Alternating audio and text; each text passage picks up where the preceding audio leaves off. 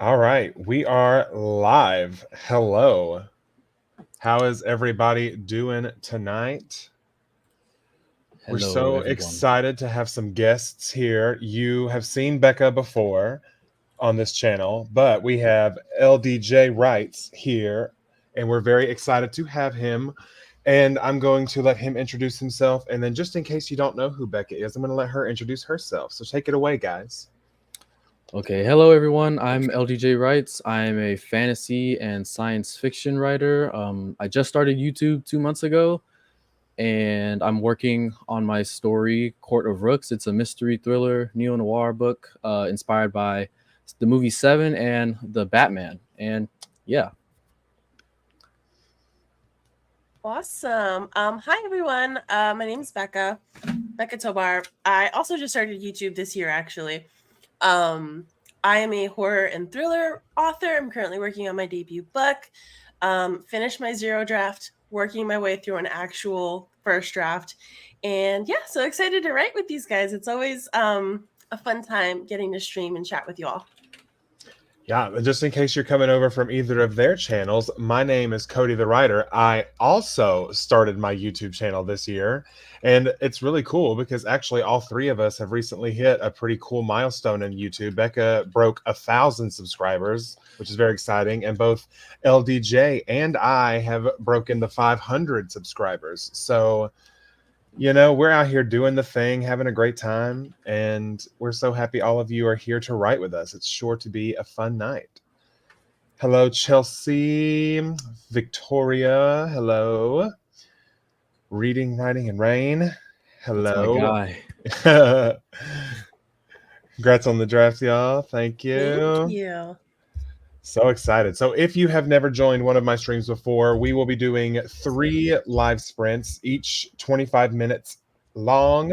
And in between those sprints, you can ask any one of us or all of us whatever questions you may have about our writing process, our favorite book, the last thing we ate, whatever you want to ask us. We'll be happy to let you know how it all about it. Let's see. Y'all all seem so amazing. Excited to hang with y'all today. Oh, thank you so much, Chelsea. I have a feeling you're amazing. She is So, amazing. oh, is that one of your buds? Yeah, that's my Okay. girlfriend. Oh, well, hello, girlfriend. How you doing? But let us all kick off the stream by talking about a little more about what we're going to be working on during the stream. Today, I will start. So, I am currently in the process of revising my debut mystery thriller novel. I am about 15 chapters in this revision, and I'm currently rocking about 45,000 words in this new draft. And that is what I'm going to be working on during this stream. I can hop in next. Yeah. I just finished up my chapter 11 last night. I'm like halfway through chapter 12. I did get to do some writing like last night and early this morning, so I put in like 2,000 words into this chapter already, so very happy with that. But hoping to actually get this chapter done for this stream. That would be amazing. Yes, I'm also trying to get this chapter 15 done because I feel like I've been working on it for the last 3 streams. Yeah. LDJ, what about you? I'm still on my first draft. I'm working on chapter 15 as well, actually. Yesterday, I finished writing chapter 14, and something big kind of happened. So I have to deal with the fallout of that in this chapter. We love that. We love that. I'm very interested with your concept because I love me any kind of like killer that like leaves a trail kind of on purpose. Yeah. Like it's almost like they think they're so smart that they won't get caught no matter what they do, and I love those Yeah. kind of villains. Like those are my favorite kind of villains. hmm Yeah, my villain definitely thinks they're smarter than everybody. Well, once you get this first draft kind of done and polished up a little bit, and if you need a beta reader, you let me know because I will absolutely. Definitely gonna be taking you up on that offer. Because this sounds like a book that I would just have so much fun reading. Thank you. Without further ado, should we go ahead and start our first sprint? Yeah, that sounds good Yeah. to me. All right, let me get this added to the stage and let me make sure we're doing sprint number 1. And just if you haven't been on one of these streams, I like to play rain sounds. Sometimes it works, sometimes it doesn't. If it is working and you can hear the rain sounds and you do not like them, please feel free to mute during this session. And without further ado, we'll see you in 25 minutes. Happy writing.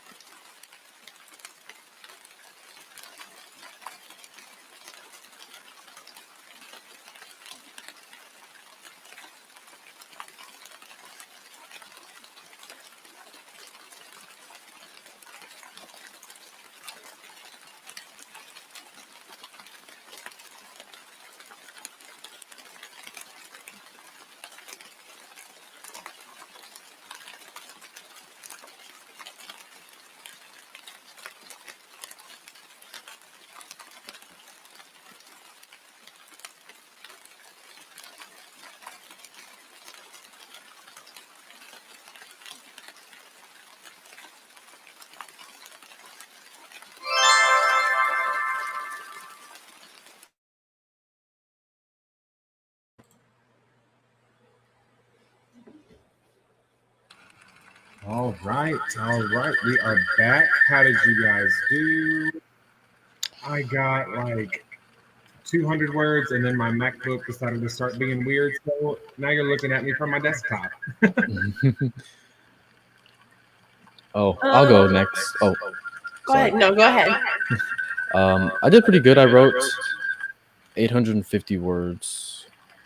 Did about 2 scenes. Wow. That is a lot of words. Yeah, I'm locked in right now. Hey, that's great. Congratulations. I got 278. But I'm like in the middle of writing kind of like a very delicate scene, and so like I'm trying to, it's forcing me to slow down, so it's always tough. Yeah. I'm at just like a really like, I guess, dialogue heavy part again. Here we are again at this dialogue heavy part. And with those, I always write dialogue so much slower than I write like narrative chunks. And I don't know if that's just me or if that's like a universal thing, but I struggle with that. Dialogue's hard. I feel like I feel like I'm getting a little bit better at it, like knowing like your characters is obviously gonna help with that, but you're I'm sure it's not that bad. I know it yourselves up harder than like I don't think it's like bad. It's just I'm frustrated because I'm like, oh my gosh, I'm going so slow, and it's like I want to go faster. Yeah. No, the revisions. I feel like I say this all the time, but I really do feel like that is where I might seriously lose my mind. So I empathize. Yes. Oh, Becca, you got a question. Curious about your book. Just got into reading horror. Any recommendations? I love this question. I feel like nobody asked me about horror enough, and I feel like it's one of those where there's some gems, and then there are some serious misses. And I think that like for anyone trying to get into horror or like is interested, I think reading is actually one of the best places to start because you don't have to visualize it if you don't want to. If you can picture that however you want to instead of watching like a scary movie. But I think like my favorite scary books, one of my favorite horror authors is Grady Hendrix. I feel like he's a really good place to start because it's a little bit of a mix of like camp with some really good scary stuff. So like I've read My Best Friend's Exorcism, How to Sell a Haunted House. I just read his one called The Southern Book Club's Guide to Killing a Vampire or Slaying a Vampire.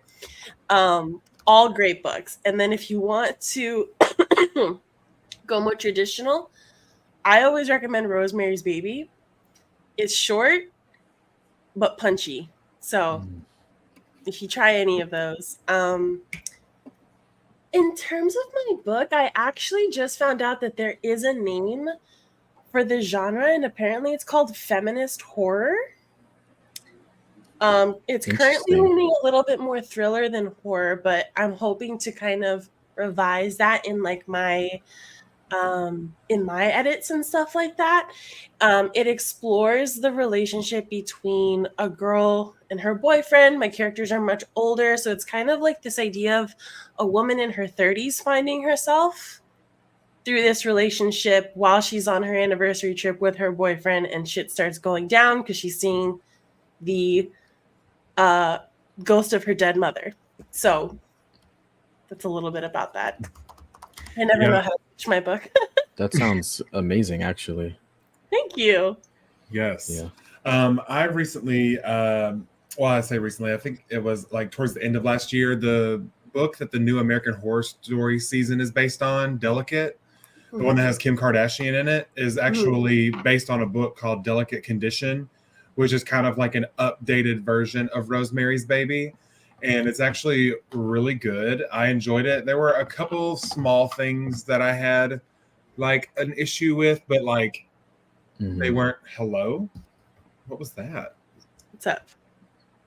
Did you, oh, I guess y'all didn't hear it. I don't know. My little Flocus thing was like, "Hey, you're done with your break now. Get back to Done chatting. Break time's over.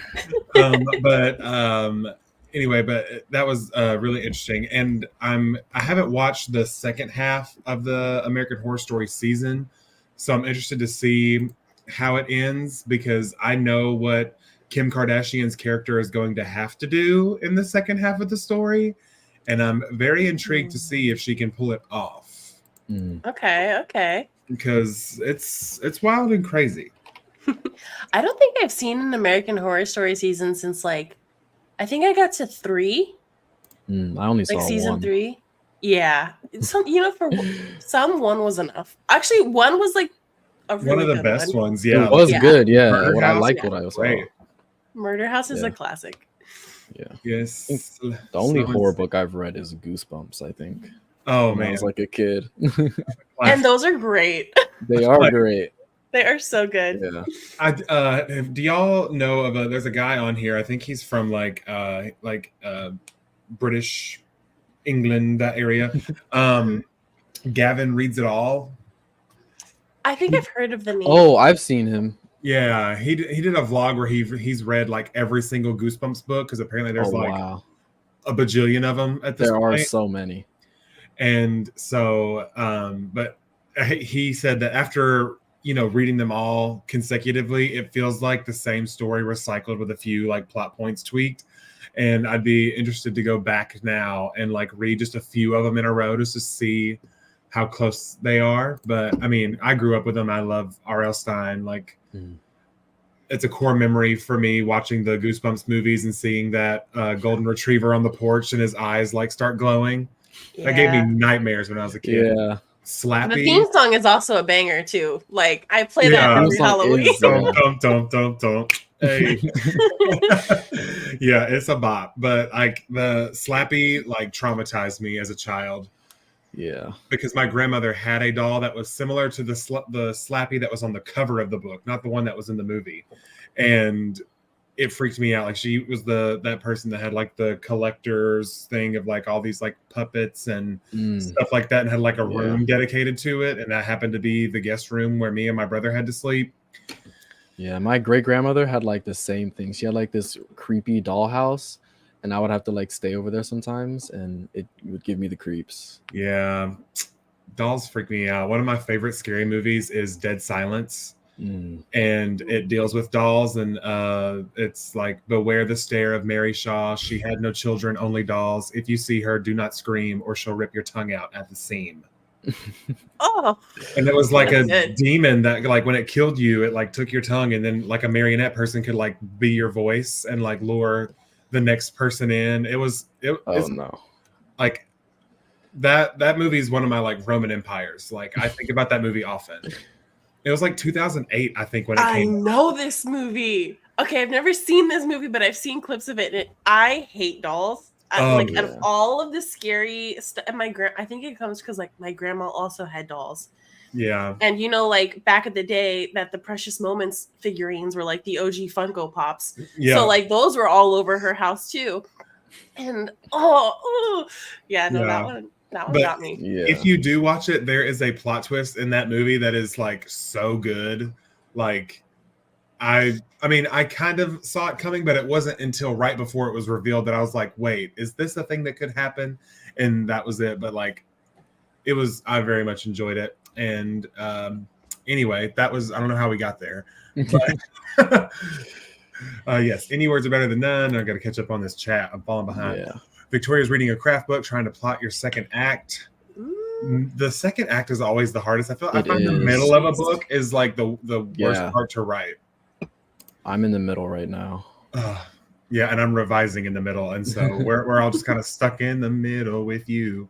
Good luck with your dialogue. Thank you so much. I need all the luck I can get. Some dialogue comes quick, but most times it takes a while for it to come and sound right. Yes. Rosemary's Baby is good. Let's see. Ooh, your book sounds like something I love. I hope I get the opportunity to read it one day soon. Love that. Thanks for the recommendations.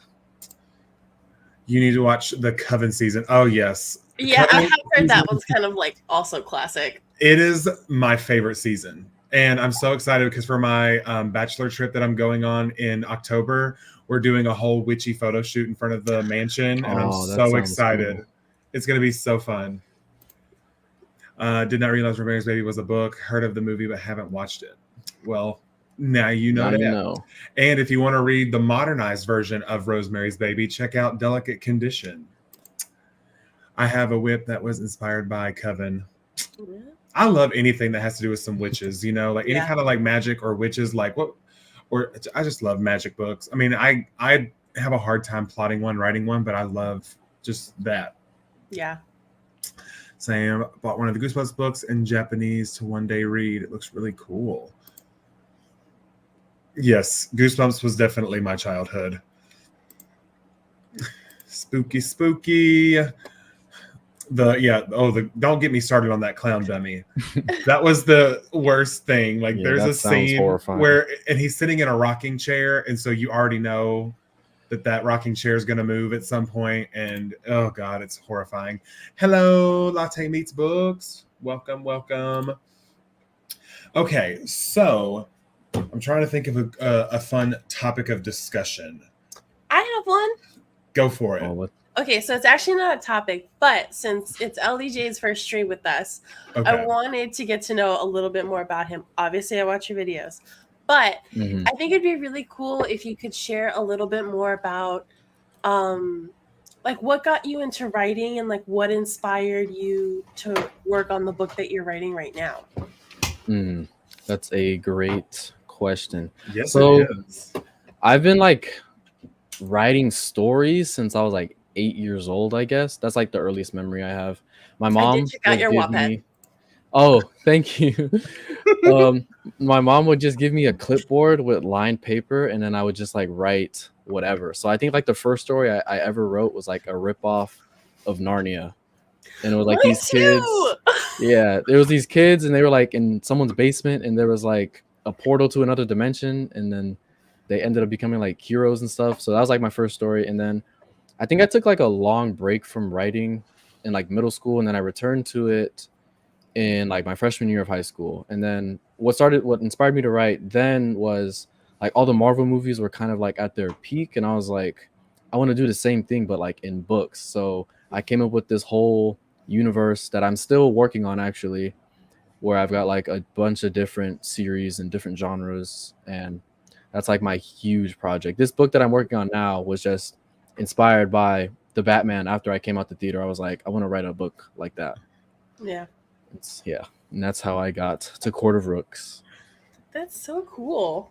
Very nice. How many, I guess, first drafts have you completed, or would this be your first draft to complete? Let's count. I'm not gonna say the titles, but I'm opening the my folders.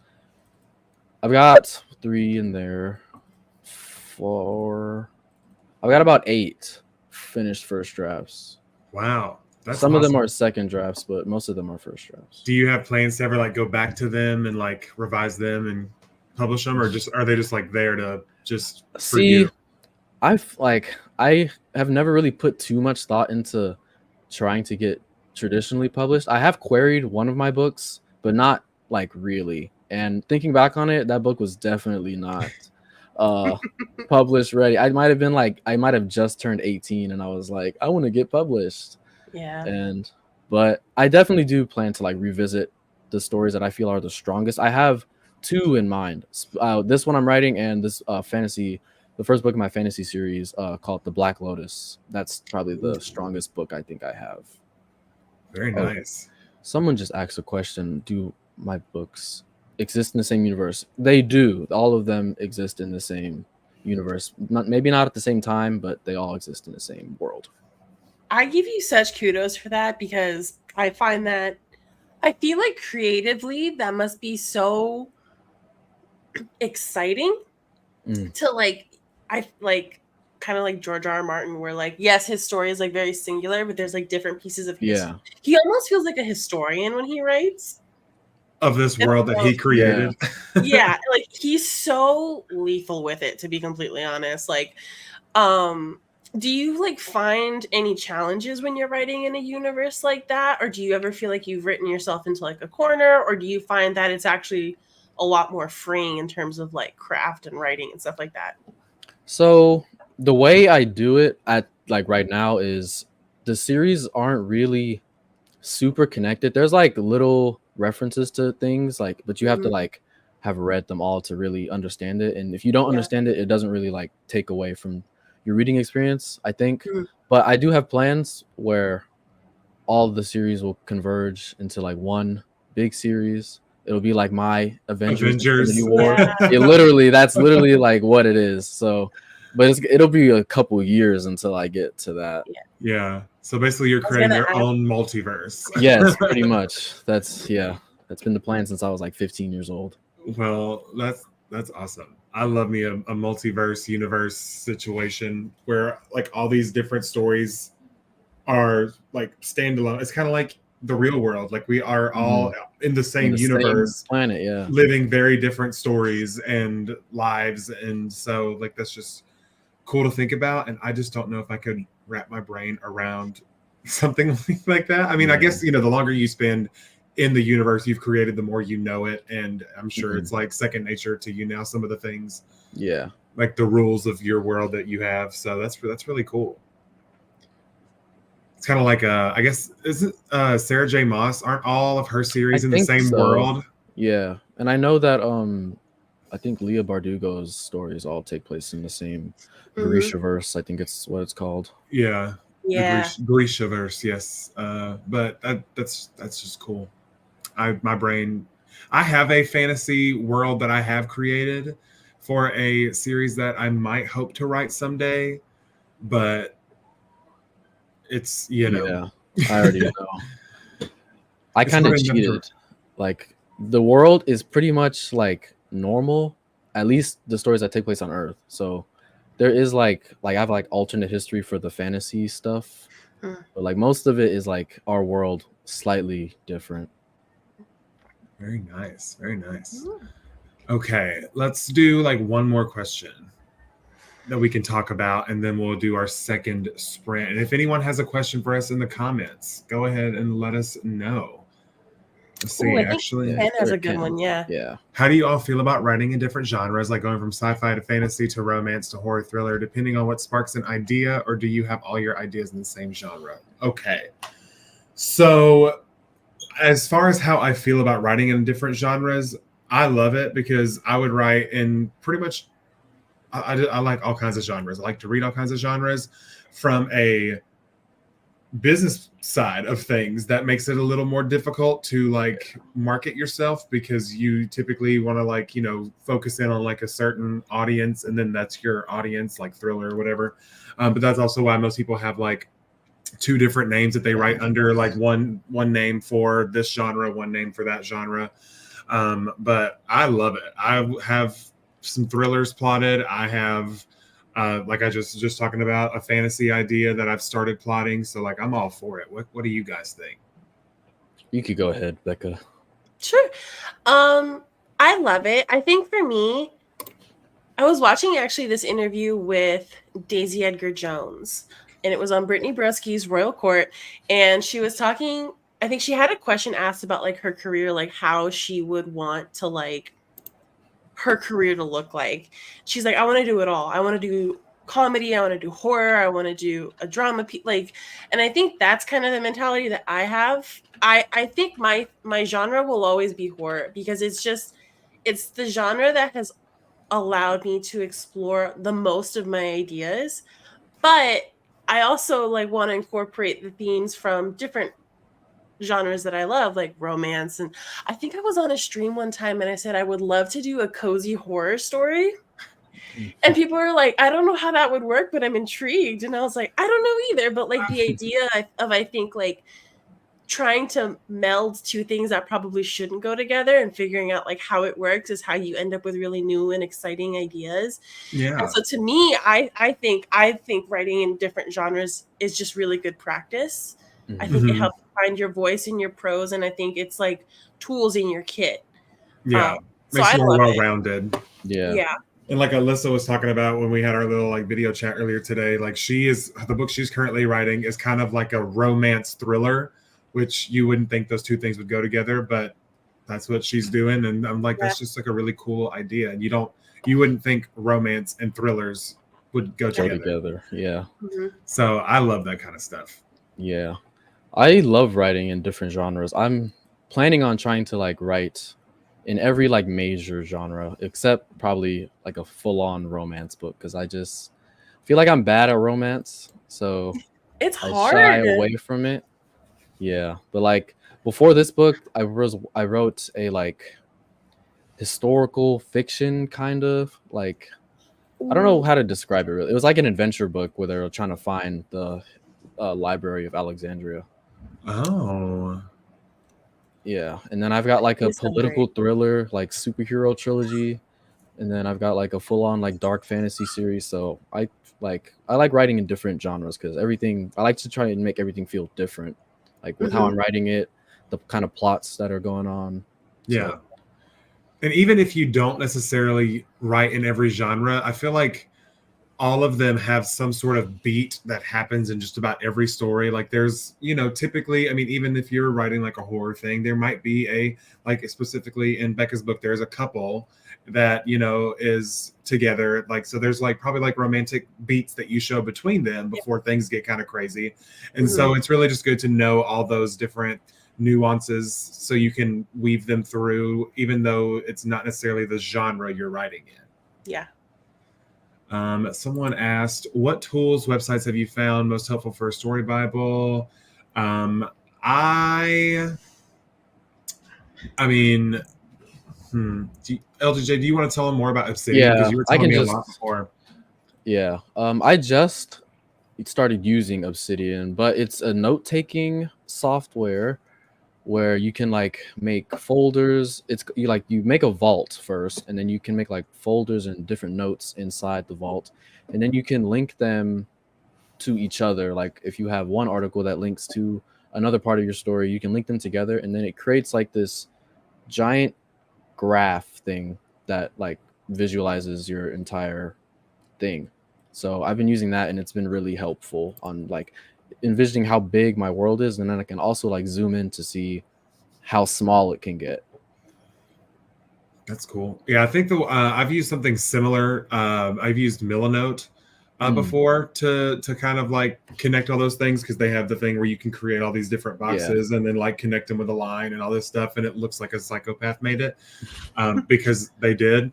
And but that's what I've recently used, and then obviously I use like Scrivener as far as like organizing all these things. So like I have tabs in my Scrivener called Thriller Bible, or things that I got from reading Save the Cat. I have like a lot of the basic stuff from here in like a tab in my Scrivener just to keep all those thoughts organized. But those are mostly what I've used in the past. I've never heard of Plotter that Victoria mentioned, but I haven't probably either. check that out. I'm pretty old school. I think specifically because my story is pretty tight. It's like it's really just a snapshot of like these people and like this town in Seattle, like near Mount Rainier. I mainly keep everything on like Scrivener, and I actually need to finish the second half of my outline because I've caught up to everything that I've outlined so far. But yeah, I just literally be like, chapter 12, here's what I'm writing. Here's what needs to happen in this story. Here's how she's feeling. Because I think sometimes one of my biggest things that I kind of struggle with sometimes in my writing is when I need to get words on the page, I will go with the moment of the scene and sometimes not always consider like, okay, how would my character actually react? I'm writing this from like me. So like I need to go back and kind of be like, okay, this is actually not the right, like this is good, but how do we fit this to fit like what Veronica's thinking or what her boyfriend's thinking or things like that. So like I write in circles sometimes, it's fine, but we're here. Yeah, I understand the struggle of trying to react as your characters would, sometimes I feel schizophrenic because I try to embody them all as I'm writing each line of each line of dialogue. I'm muted. Sorry. Oh, This will be our. I was just talking to no one. It's fine. I've done this before. But this will be our last question, and then we'll do our next sprint. So, how do you manage all the ideas that come to you, especially when they're all calling your name, and you have random bursts of ideas for projects you're not currently working on? So, for me, I have a folder in my Google Docs, my Google Drive, called Shiny New Ideas. And that's what I call all of the things that try to pop into my brain and distract me from what I'm currently writing. And so to kind of scratch that itch, what I'll do is I'll, put a working title or something that I can refer to it as so I can come back to it later.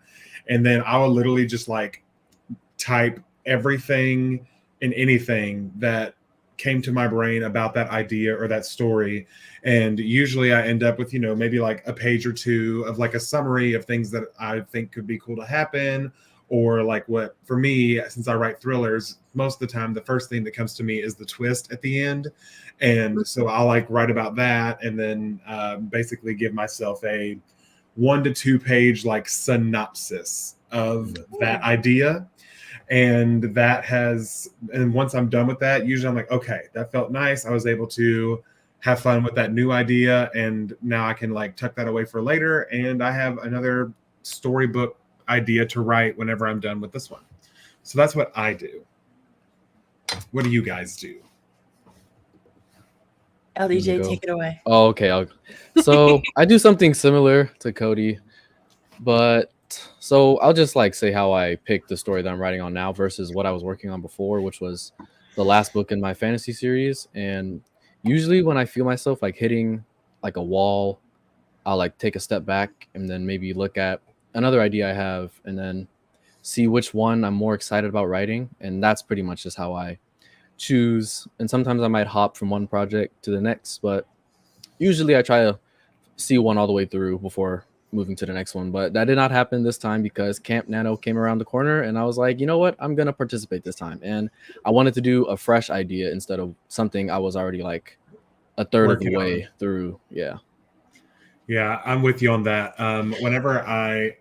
Never mind, I literally had a whole thought to bounce off that, and as quickly as it was in my brain, it just left. So never mind, I take it all back. It'll be back. It'll come back. Yeah, halfway through the writing sprint, you'll remember. Oh, yeah. So anyway, Becca, take it away. I feel like every writer definitely has that shiny new idea folder that they kind of. I keep it to a one-liner. Because sometimes I took a nap earlier and something came to me and I was like, oh, that'd be a good one, let me write that down. I think the other thing to remember, so for me, one of the last videos I put out was about how to actually finish a book, and it was less about craft and more about mentality. So for me, I think a lot about why I'm writing a specific book. And for me, this book in particular has a lot of themes and messaging that are really important to me. So whenever I get kind of fatigued, that's the thing that kind of keeps me going. I also took a master class. I was watching Joyce Carol Oates, and she said that for writers, it's really important to be able to finish projects. And so one of the things I'm trying to remember is that not every single idea that I have needs to be a book. Sometimes it's a short story. Sometimes it's 2 to 3 pages of a scene. Sometimes it's allowing yourself to dabble in something a little different. And so sometimes that, I think, break from some of the heaviness of the book that I'm working on, or the quote unquote writer's block that I'm running into, allows me to get reinvigorated and think through some of the problems that my book might be having. And then it's a dam opens and it's okay, I'm ready to hit the ground running again with this. And so that's how I kind of deal with it. The thought came back to me as you were talking. Oh, good. And I have been fighting for my life to hold on to it. But you said the word mindset, and so that's what brought it back to my brain. So something that I enjoy about having that shiny new idea folder is because sometimes in the stage of this that I'm in right now, I'm in revision. So I'm being very analytical, very detail oriented, and I'm adding a lot of like new scenes, new words. And sometimes that pressure can like stifle the words from actually happening and getting onto the page. And so whenever I go over to my shiny new ideas that are like literal like fetuses of stories, like they're not even like a full book yet, like I play around in those stories that have like absolutely zero pressure because it's not even a first draft. I'm just playing around and goofing off with some fun ideas. Usually that will spark something and get me in the mindset to be excited about like the writing, and then I jump back into the other one and I'm ready to go. And so that's kind of what I was thinking whenever we were talking about that. Okay, I can breathe. It got out of my brain. And have y'all ever had that happen to you where like a thought literally mid-sentence falls out of your head? All the time. Oh my gosh. It is hard out here for a neurodivergent, but we're doing our best. All right, let us jump into our next sprint. I'm going to be pulling up. Thanks to the chat for asking some fire questions, by the way. Yeah, Keep it up, please. Because we're having some fun discussions. Yeah. All right, sprint number 2. Let me get these sounds on and popping. Here we go.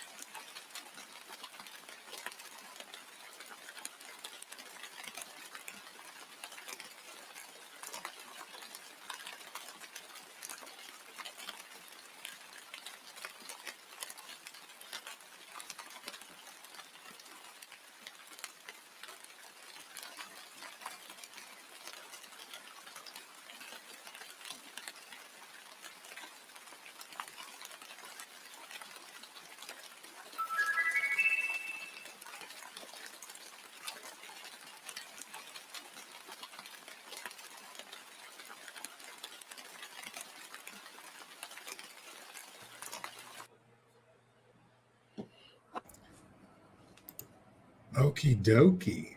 How did y'all do? I did slightly worse this time, 754 words. But I like the scene. The fact that 750 is slightly worse for you is I'm wild. actually overperforming in these sprints right now. Usually in like a 30-minute, 25-minute sprint, I write between 500 to 600. So I don't know what's going on right now. I think it's just these scenes. I'm having fun. Maybe, but you're killing it. I don't even know how many I got. I was on a good roll there for a bit. I just got to a part in my book where we find out someone important to the story has just gone missing. They were just reported missing. I got 350, so better than my last one. Where I got like Progress. 150. Yeah. Yeah. Let's see. I got 472. So happy medium. So Yeah. we are all crushing it. I'm gonna go ahead and pin this because that was asked while we were in the stream. We're gonna come back to that. But I'm gonna star it. I've never starred anything on here, so I don't know what that does. But I'm gonna catch up on the chat and then we'll go back. You're not late. You are just on time. We are just in the middle. That was only our second sprint. Oh, I saw you were recommending some horror books. I want to read the Haunting of Hill House book because I know you said it's different from the show, but I'm interested to read it because I loved the show. You can definitely see where they took inspiration for certain things. It's kind of, I feel like I'm the queen of pointing out to chat that like certain pieces of media were books before because I did it with Jurassic Park. Yeah. Wait, Jurassic and everyone's Park is a like, book? I didn't know that either until Becca told me. wait, hold on. It's actually two books. I did not. I had no idea. Honestly, everything is a book. That's what I'm finding out. I love. Wow. And I was It's a looking really good on. book. I was looking on Amazon just to see like how many like reviews it has. It really doesn't have a whole lot of reviews, and you think it would, seeing as how the movie is like a classic and everyone knows Jurassic Park. But it's just funny that no one knows that it was a book first, and I think that's so interesting. You're basically doing the Lord's work for that that author. I am pimping out Michael Crichton like nobody's business. I'm like, please read his books. Yes. The slightly worst kill me. Only a few words. I actually felt the dialogue was flowing in this one. That's nice. That's nice. 599 words. Very good. Very great. Oh, okay. So there's someone that has read the Jurassic Park books. They read them recently. Just found out this week that I'm a Legend and World Z were books. Oh yeah. Wow. I didn't know that about I Am Legend. I did know World War Z was a book though. Yeah. But okay, now we are caught up. Back to this question. What do you think is your biggest writing strength? Who wants to go first? I don't know. 'Cause I'm trying to think of my answer. I was thinking of this during the sprint, so I could go first if you guys need some time. Yeah. You go right ahead. So, yeah. After this book, I'm kind of starting to think that dialogue might be my strength because I'm trying my best to give all these characters their own voice, and I think I'm doing a pretty good job. But like, all in all, I think my greatest strength is either world building or like action scenes. I really love writing action scenes, and the feedback I've gotten on them in the past has been pretty positive. So I think those are probably my greatest strengths. Those are two good ones too. Those I feel like are. those are two really tough things for a lot of people. Yeah. As you said that you had like, what was it, like 8 drafts or something sitting in a folder. Yeah. Hearing your pace tonight, I'm like, okay, that makes sense. This man probably writes like crazy. Yeah. I can go if you're still thinking, Becca. Yeah. Okay. I think that my strength is I feel like I'm really good at developing characters and giving them their backstories and creating all of these connections between the cast of people that I am, including in the story. And I feel like I enjoy giving people backstories just because I've always found like the idea of it so interesting that literally, like I was kind of saying earlier, every single person that you see out in the world or anywhere has their own life story, and it's something that I've always just been fascinated with. And sometimes, like I've said before, like I'll like see people and like imagine what their story might be, or like, you know, because everyone's story is different. And so I guess because I have that side of me that has that interest, I take a lot of time and care into creating my characters and making them feel like real people. So I would say character creation is my biggest strength. That's like the main part of a book, the character. Yeah. Because if the character is not interesting, then what's the You're not point? gonna You want to know? read it. Yeah. Yeah, I just said that in the video. I was like, if no one cares about your characters, the plot is kind of pointless at that point. I think you said if your book doesn't have a Harry Potter or a Percy Jackson, then it no needs one one. cares. Yeah. Yeah. Yeah. I think for me, one of the biggest pieces, like the biggest compliment that I've always gotten on my writing is like my prose. So I think folks are usually like, oh, you articulated something that like I never really thought about, or I never really knew how to put into words, or like that's exactly how I felt when I went through something like that. And for me, like that's like the biggest compliment. Like that's all I ever want from my writing, is for someone to be able to like relate to it or resonate with it. And so like I think that's because it's something I want so badly. It's also so hard for me to accept when people actually give me that feedback. And so I don't know. I think that would be my biggest strength. I still think it needs a lot of work, especially like as I'm in the middle of doing this real first draft. But yeah.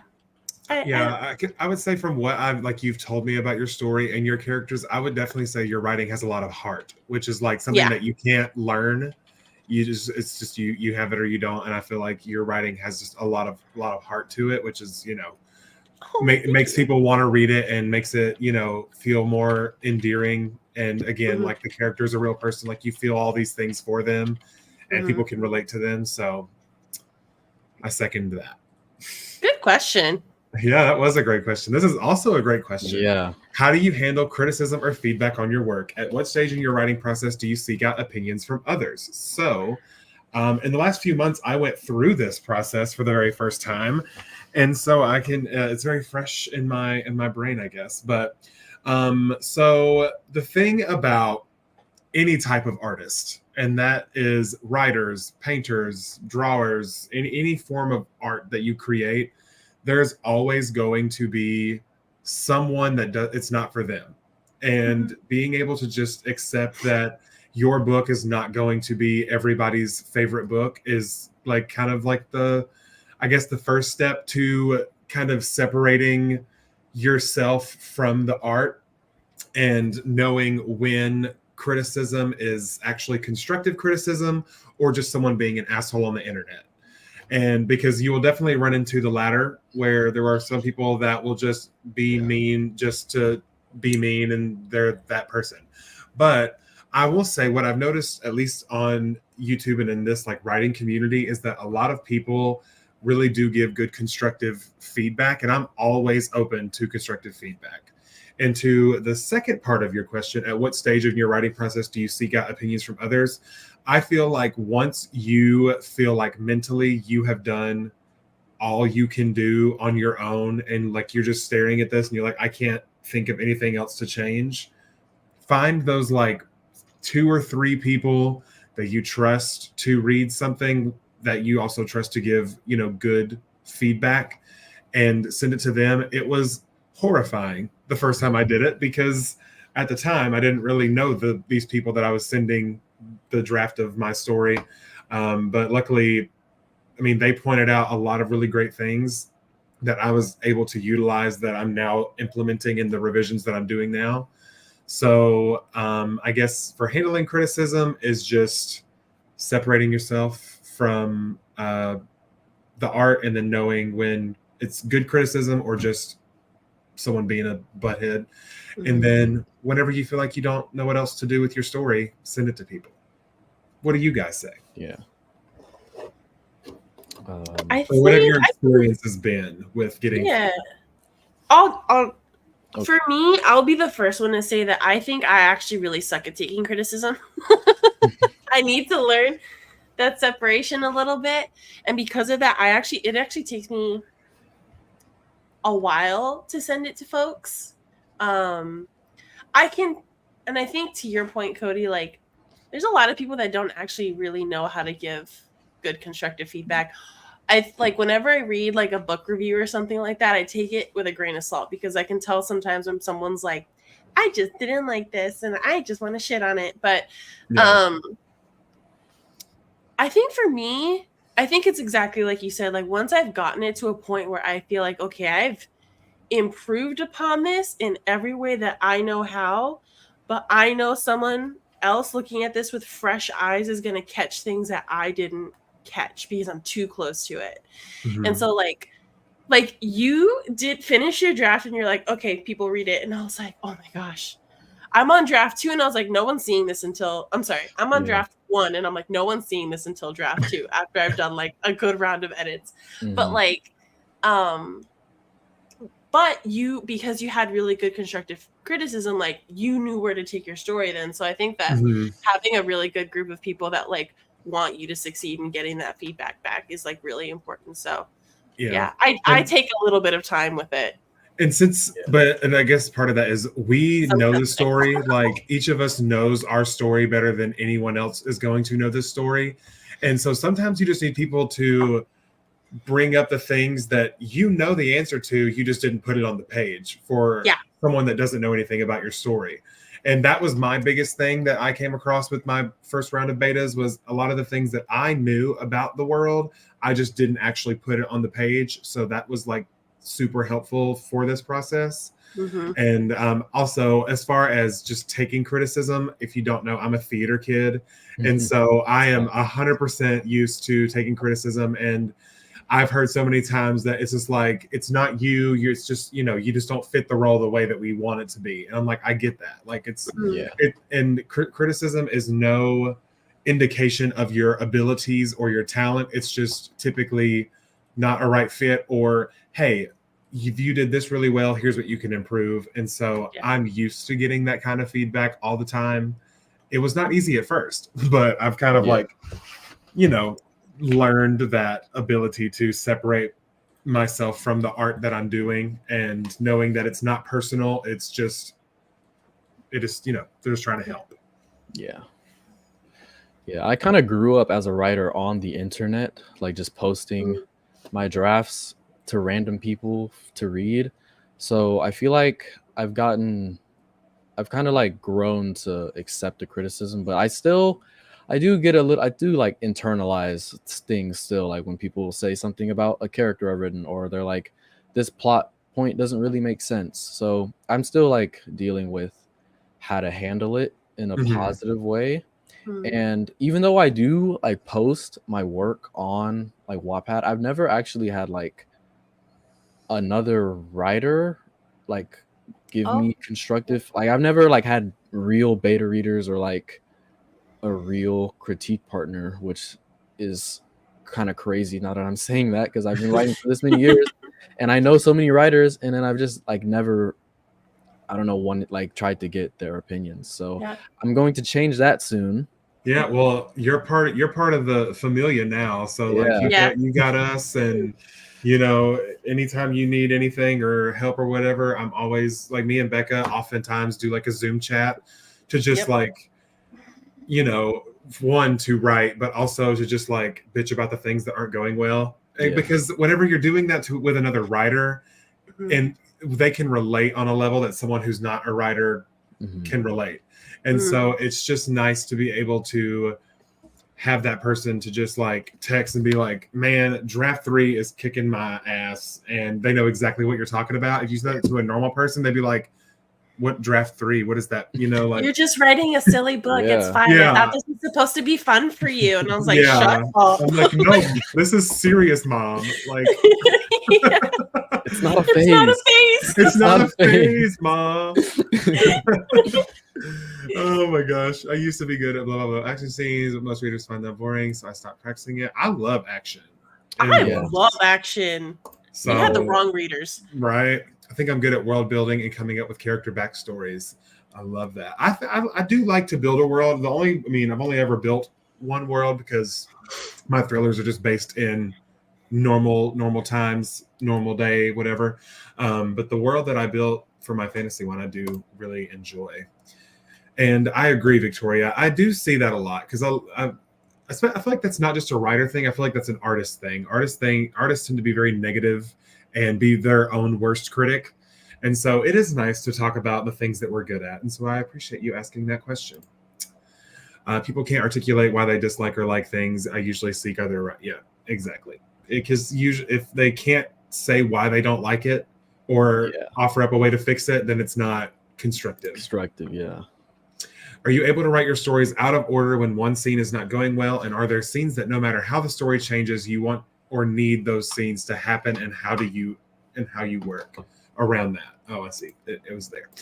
The answer to the first question for me is no. I cannot write out of order as if I'm like drafting. I can outline out of order and like have an idea of a scene here because that's easier to shuffle around. But once I actually sit to actually write the story, I typically do it linearly because if I don't, then I will confuse myself and be like, wait, what did I say in this chapter 5? I would get lost.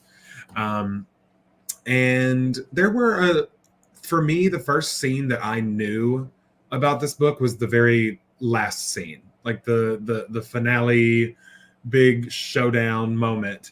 And so I basically wrote my entire book around that scene, knowing that that was like the finish line.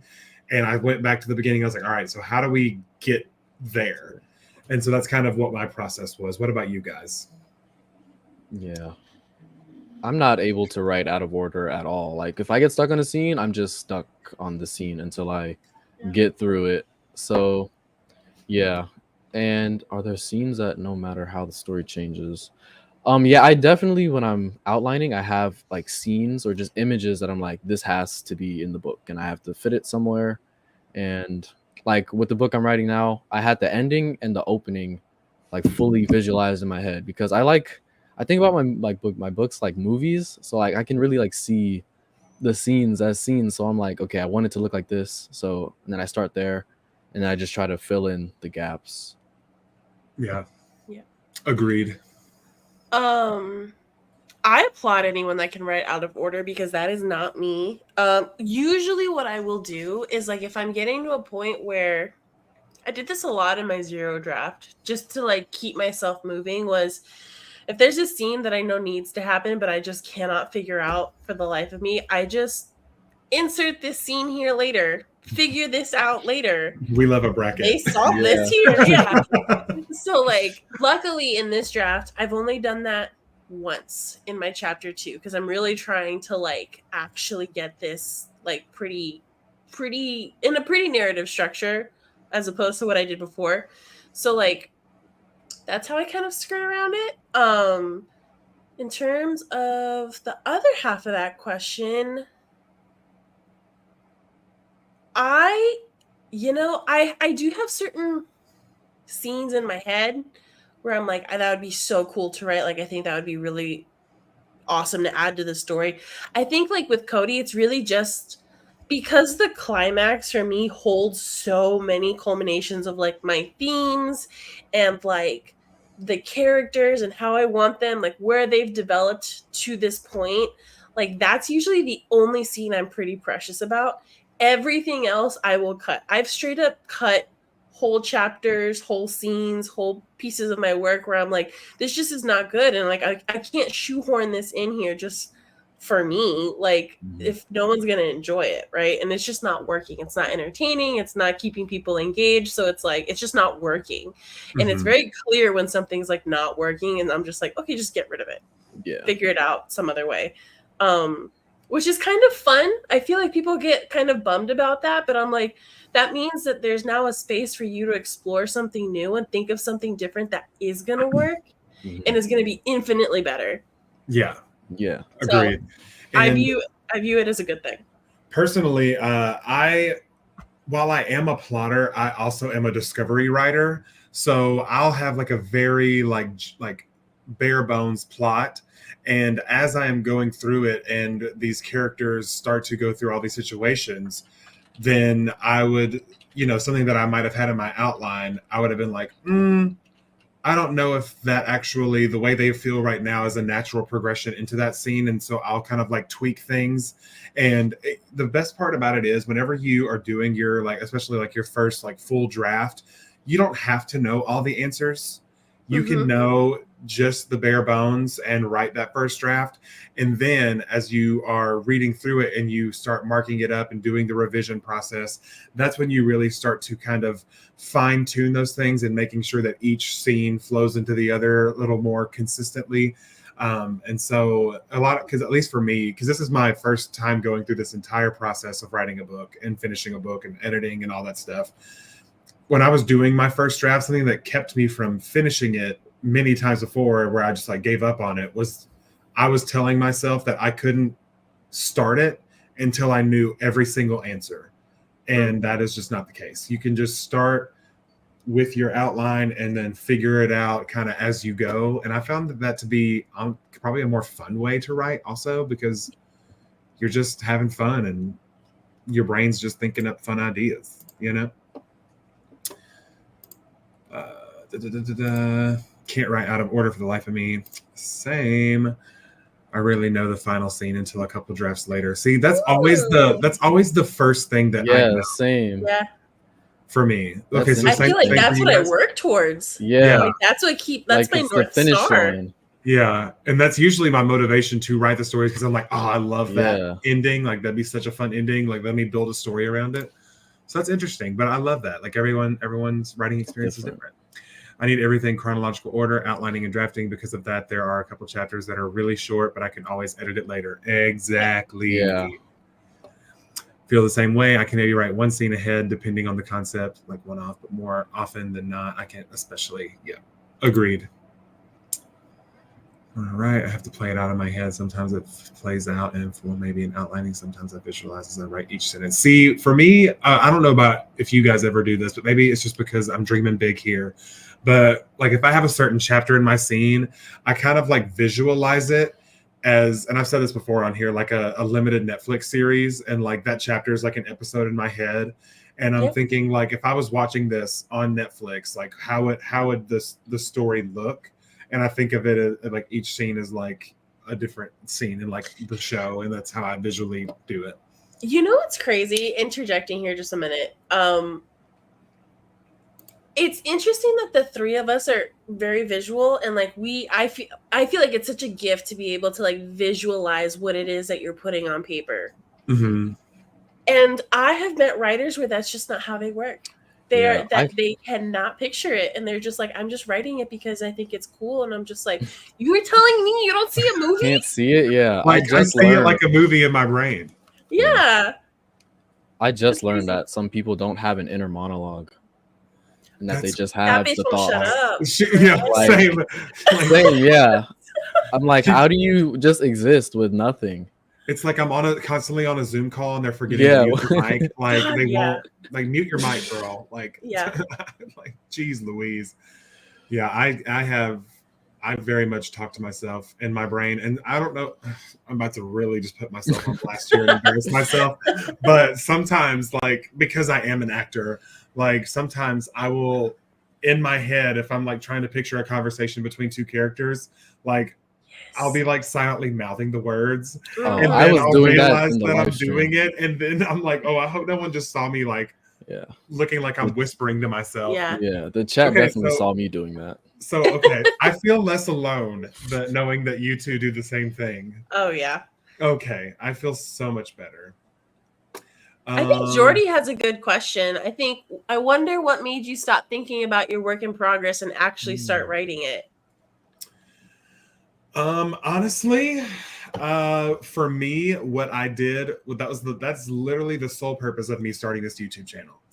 I kept, I was watching someone do a vlog, and they said something about being a perpetual planner. And I feel like that was my biggest struggle, was I was planning. And I just needed to stop and just write the freaking book. Like just start writing and you'll figure out the rest as you go. And so for me, finally saying enough was enough. I knew that I wanted to do this, and I already had the story in my head. And so what made me stop thinking and doing it was starting a YouTube channel. So there are other humans that are like, hey, you got a story update for me? Like, how's your book going? And if I haven't done anything, then I'm like, sorry, nothing to report here.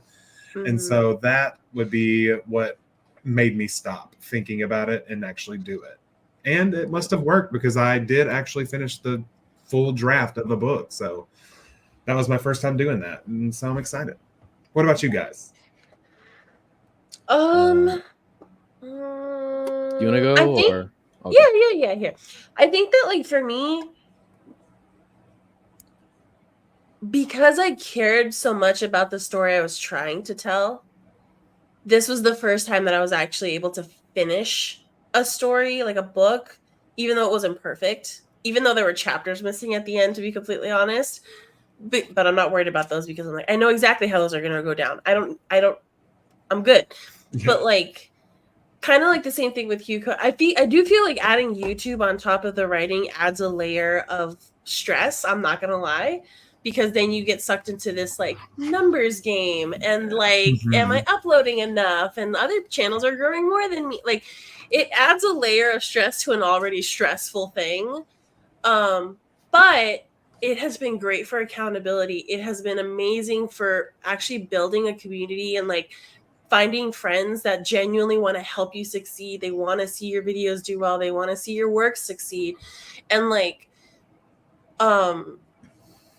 it's that alone has made it worth it for me, because I that support has been so crucial for me in actually finishing this project and starting on it and keep going. I always say writing a book is like a marathon. So, like, you need your support system there as well. So LDJ, what you got? So I actually wrote the first chapter of this book 2 years ago. Like, literally, as soon as I got out the movie theater, I went to, like, Barnes and Noble and, like, opened up my laptop and started writing. And then I shelved it for 2 years just because, like, I didn't know where to take the story. So what really just made me start is just Camp Nano and, like, starting my channel. Like, I was like, you know what? I'm going to start a new idea. I already have this one kind of already there waiting for me.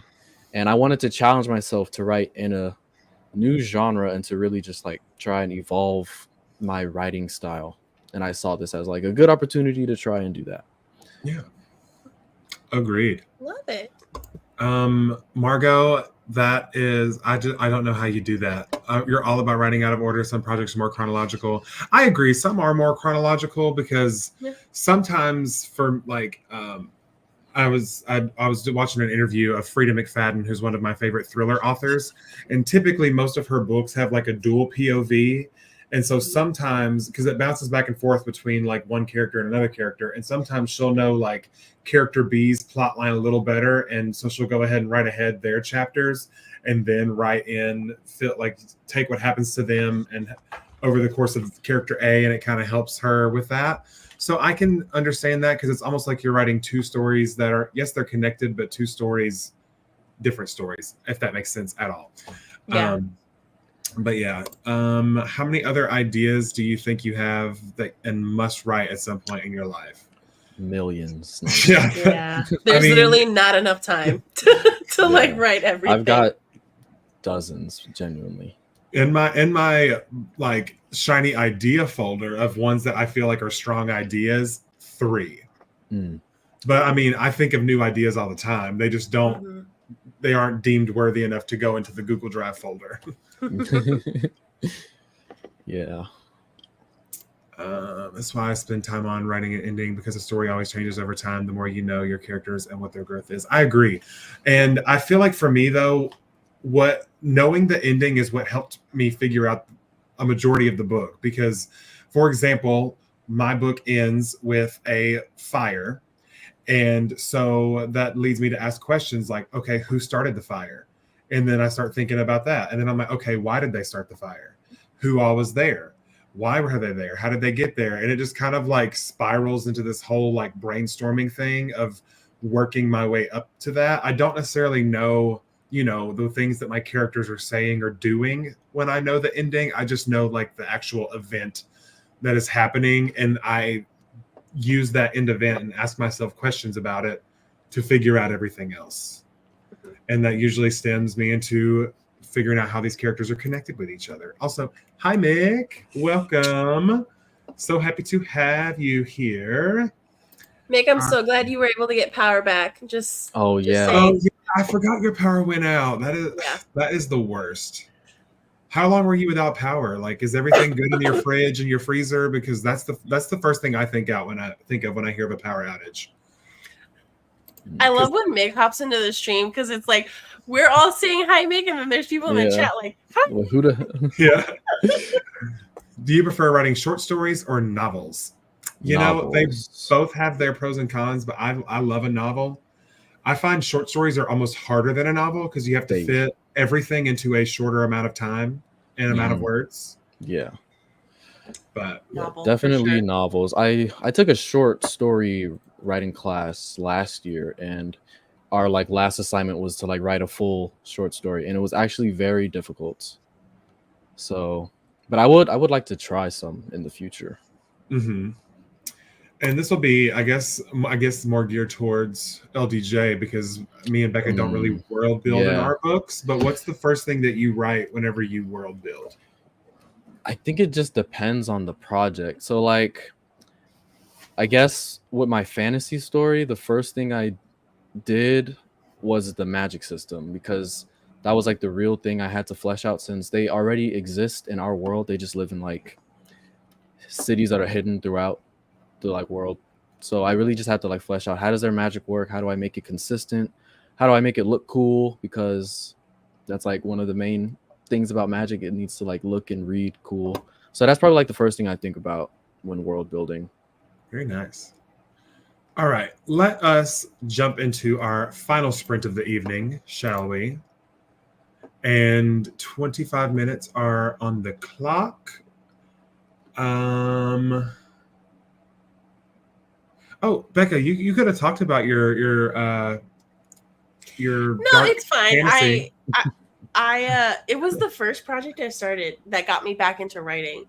And I was struggling with the magic system, and then I heard this tip that was like, start with the history of the world. Like, how did it come to be? What are the deities, the power system? How does the magic system, is it derived from that? So like for me, it helped me a lot when coming up with like world building is like the history of a place can be really, really helpful to informing like what it looks like now. Mm-hmm. Agreed. In hindsight, I would have started with that too. Yeah. Hindsight's 2020. Oh, we don't talk about Bruno. I feel like that phrase has been ruined now because of 2020. Yeah.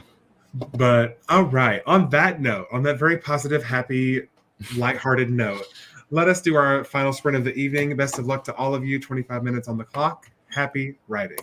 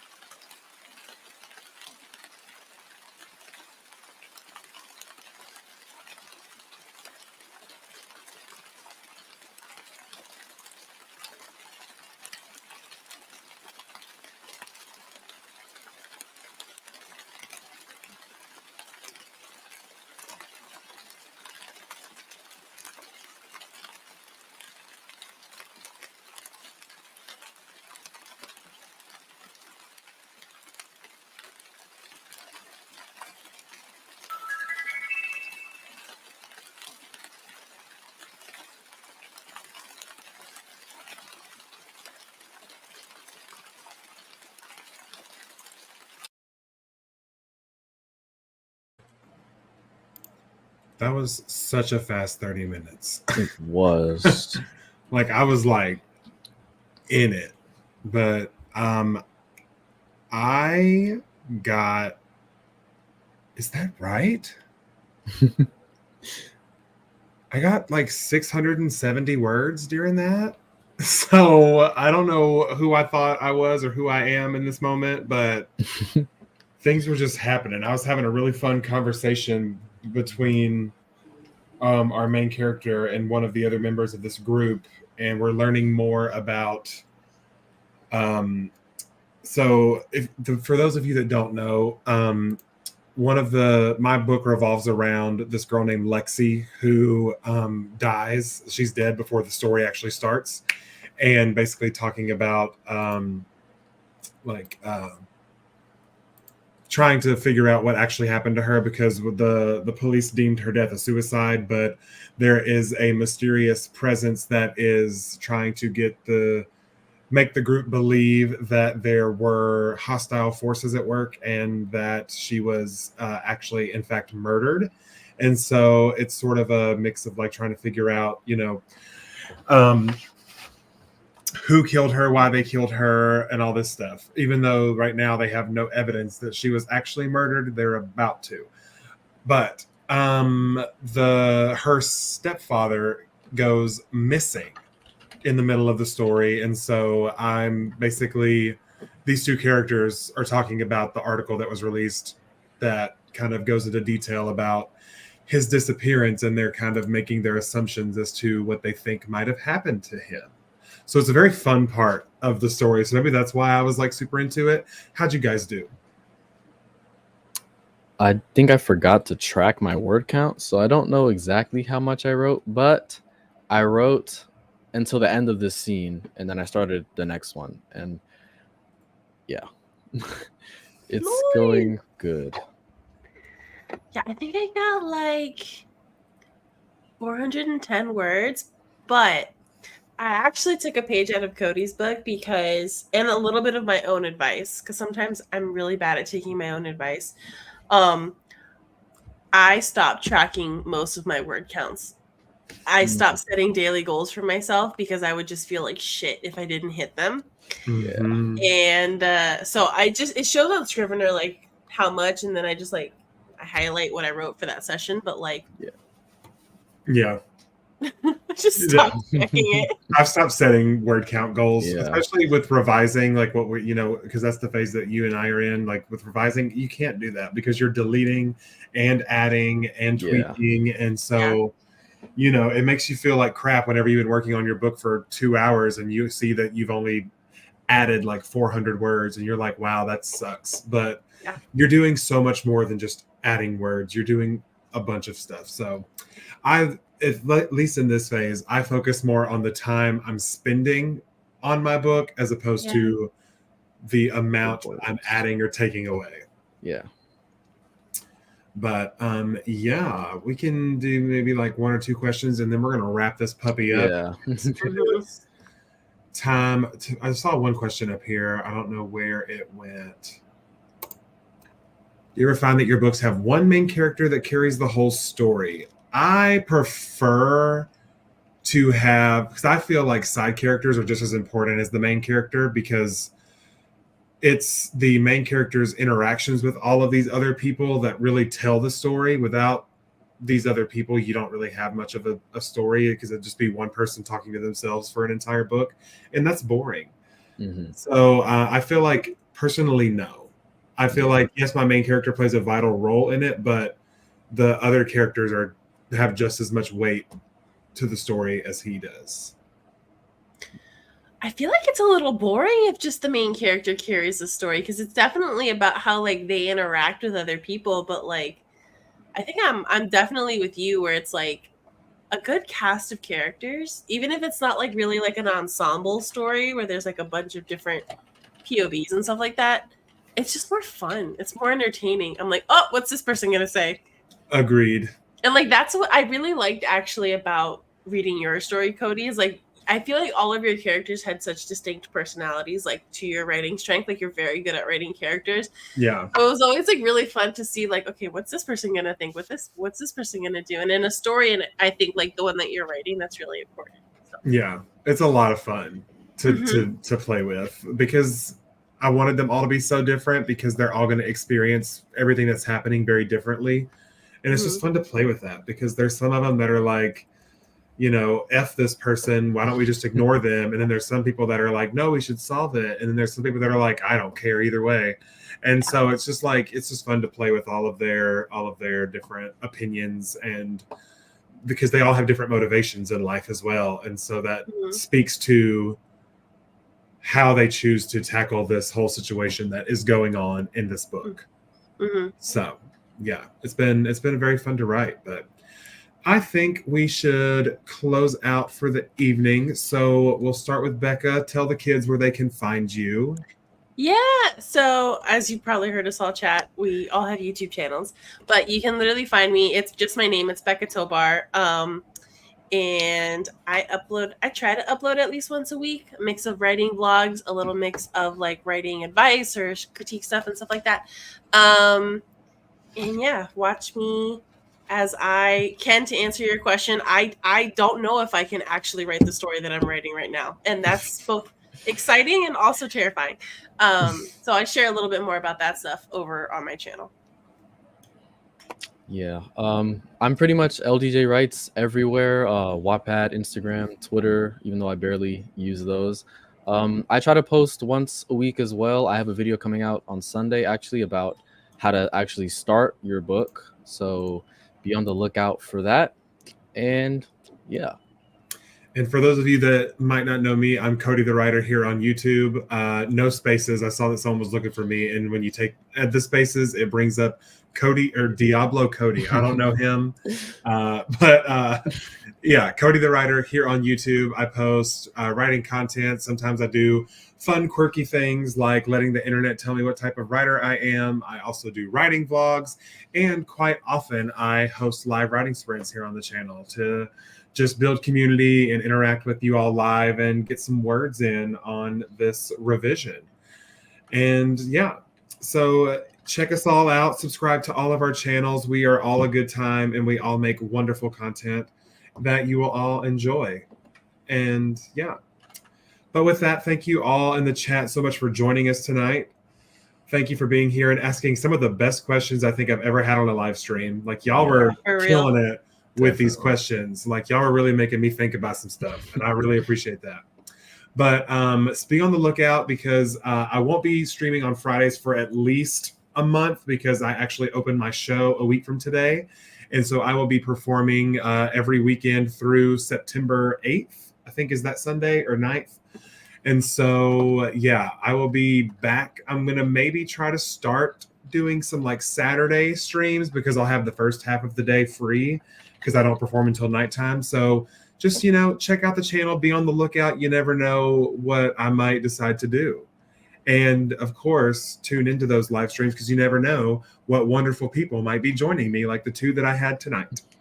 So good night, everyone. Happy writing and take care of yourself. And we'll see you next time. Bye. Bye.